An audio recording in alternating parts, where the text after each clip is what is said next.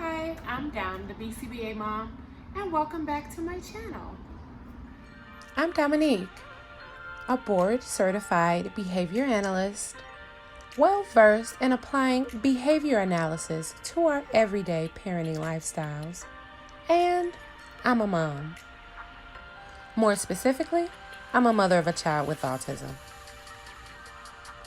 If you are the proud parent of a child with special needs or autism, aspiring to become a BCBA, or looking for positive parenting tools to add to your toolbox, you're in the right place. Thank you and welcome to all of my new subscribers and all of you guys who have been watching my videos. Thank you, welcome. I want to address a question that I'm sure a lot of you guys have. You watch the videos about becoming a BCBA and how to pass your BCBA and everything that has to do with that. But I'm sure you have the burning question inside, Dom, how much does a BCBA actually make? I'm sure you guys are all wondering. I'm going to talk about how much a BCBA can make. Not only that, I'm also going to talk about some mistakes that you can make as a BCBA, not making as much as you can make. Some behavior contracts that impede our financial growth. So I know it's really taboo to talk about money in the workplace, but I think the more we normalize the conversation about what we make, is that aligned with our credentials and our experience, that's how we can start to close that pay gap. There are some of us that are not making what we should be making as BCBAs with the credentials that we have or with the experience that we have. So I'm going to talk about it, what to do and what not to do. So this video is entitled, how much can you make as a BCBA? Here we go. So some of you guys may remember in a previous video how to become a BCBA from start to finish. I mentioned after I became a BCBA, after I passed my exam, what happens. The first thing you're going to notice is before your income will change drastically. I started making more money than I ever imagined that I would make at that age. Not to say I was making like hundreds and thousands of dollars. I wasn't making that much, but I was just making way more than I thought I would make at age 30. Because where I come from. Right. So that was true, but that was really only the beginning of my financial literacy journey in the field of ABA. You guys may not know this, but I actually started my career as a level 2 behavior analyst. So I don't even know if they are still accepting applications for level 2 behavior analysts. Back in the day when I did it, they were. And that's just someone who hadn't sat to take their exam yet, but they have all of their practicum hours. They have so much experience in the field. Remember, I came in with a little bit of experience, and then you also have to have a supervisor to sign off on it. But I was a level 2 behavior analyst before I sat for my exam. I don't remember exactly what I made as a level 2 behavior analyst, but it was about $50,000, give or take. For me, coming previously from a case manager, that was like, wow, okay, this is getting good. So immediately after I took my exam, I saw the increase in my rate. Usually, you should see that increase within your next pay cycle. So if you get your email that you passed the exam and that you're now a board certified behavior analyst, if you're with a company, they are able to bill a higher rate for you as a BCBA. There are a lot of companies out here that would hire you before you even pass your exam with a contingency of, well, this is what you'll make, or this is how we'll increase your salary contingent on you passing the exam, and this is what you'll make before you pass the exam. When I became a BCBA, once again, I was considered entry level. This would put you at around the 65 to 67 range annually, considering that you are working full time, which was great for me because, like I said, even the $50,000 was like, wow, I am on the right track. So for it to increase to that amount, I was comfortable with that. Felt like I was being paid my worth.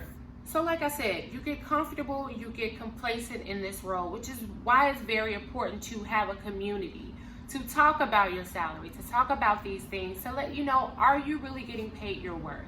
So a colleague of mine, she and I have always worked together. We are really on the same track as far as our experience. During that time, she got a new job that was paying her $75,000. And I'm thinking to myself, what? So you mean to tell me that we can just move from one agency to another agency and increase our salary by $10,000? And here I am trying to get an extra degree just to get a $5,000 raise. All you have to do is look around or consult with someone else. So you'll just realize that there is more out there, or there is more money left on the table. So I switched companies. But with that came a lot more understanding of why we shouldn't necessarily follow the money train. So many of you may see ads out here, may see things in Indeed saying BCBA starting at $90,000, BCBA starting at $80,000, $85,000, and that looks really, really good, sounds good. Usually when you see things like that, it comes with a price, and you have to do your research to see what are you going to give up in order to get that type of money. So there is a rate that your company is billing insurances for your services. So they bill for your service at a rate. They may pay you only 50% of what they are billing out for you. Some companies are only paying out 30% of what they are billing out for you. This is something I didn't know at first. This is why in the beginning I was okay with just getting a little bit of money, because I had no idea what companies were billing out for my services or what my worth was. Once you learn this, it's really hard to go back. Once you realize that you are not getting paid your full worth, it's really hard to be stagnant or comfortable or complacent where you are. Do you guys know how much money that we pay for these degrees? So it's very important to do your research on how much you really should be getting paid. So you also have to think of overhead. If you are working at an agency and they're doing the billing for you and they are providing you with software for data collection and they are providing insurance and all of these things, and you are an employee, you will probably make less money. If you are an independent contractor, you may make a little more money, but you may be responsible for taking out your own taxes, or you may not have a full caseload, or there is also give and take. Sometimes I've seen people offer me a great deal of money, but I would be spending 70% of my day in the car driving. Yeah, the money is great, but is that worth me being away from my family, stuck in traffic 5 to 6 days a week? So you really have to weigh your options. I understand why they say don't follow the money train, because sometimes the money train can be very restricting in some areas. So with all of this knowledge that I was acquiring throughout my career, once I realized that, all right, Dom, you're probably never going to get your full rate. You're probably never going to get what you are worth until you get your own, which is why I am the co-owner of Beyond ABA LLC. So basically, whenever I am the BCBA on a caseload, I give it my all. Whether it's my company or whether it's not my company, you get 100% all of I'm the BCBA mom on the case. It's really hard to give your all, 100%. I mean, long nights, weekends, just consumed with work and only getting a portion of what you are worth. So I just thought to myself, why not put my all in my own? That also comes with its challenges. So there is a lot that comes with opening your own private practice, and you may not even see income coming in for a while. You may have to take a sacrifice initially, and I know about that sacrifice. We may have to take a sacrifice or a pay cut initially, or have 6 streams of income in order to sustain a lifestyle. I earn 6 streams of income as a BCBA, but that's okay. Do what I have to do so that my family is okay. So another thing you want to watch out for, Another thing that can really hinder you from making the most amount of money in this field is contracts. Have you read your contract? For example, if you sign a non-compete contract, that's exactly what it is. You cannot work at this ABA company and work at another ABA company at the same time. So when you think about having multiple streams of income, that is limited only to one ABA company. Some non-compete clauses even give you a duration of time, meaning even after you leave this company, you still cannot work with these clients doing this work for a year after you leave. That's crazy. That is limiting your money.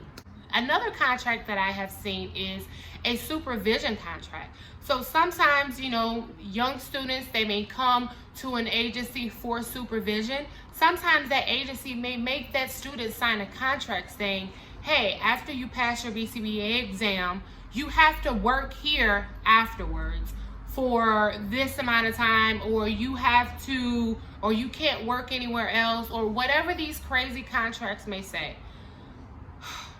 Everybody has a reason for everything, but when you think about it, it is very limiting, and it can also be considered unethical. You told me a long time ago, like, you have the potential to make $300,000 easily as an entrepreneur in this ABA field, because there is a huge need for our services.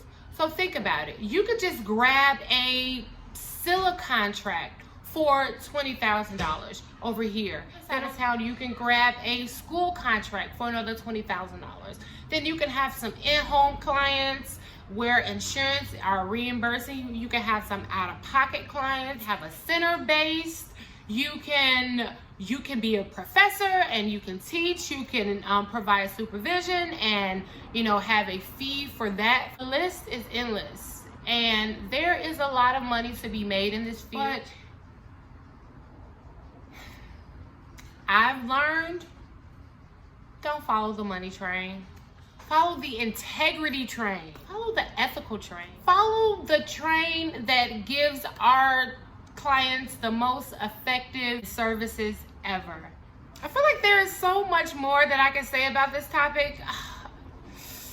Mind blowing. But you guys just gonna have to comment below. Comment, give me some questions, guys. Give me some questions, comment below. Let me know what questions do you have about money. Make money moves. Thank you for all of my subscribers. Please do not forget to hit that subscribe button. That way you get notifications on when I upload new videos, because I'm trying to tell you, it just keeps getting better. Just love you guys so much. We are almost at 800 subscribers. Can you believe it?